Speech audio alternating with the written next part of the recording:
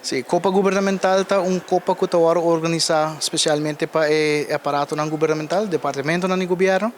Então, esse aqui também tem torneio de softball, de qual nós temos pool de damas e caballeros. Para a equipe de caballeiro, está estipulado em regra que você forma parte de departamento do governo ou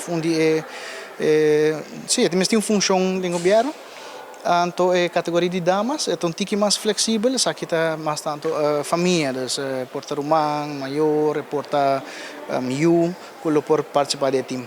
Para o que está pool nang yakta kunusi kaba, schedule agora trabalhar kaba, dia nang dia treinamento tem kaba, wega nang começar dia 17, das jaranção aqui semana, jaranção dia 17.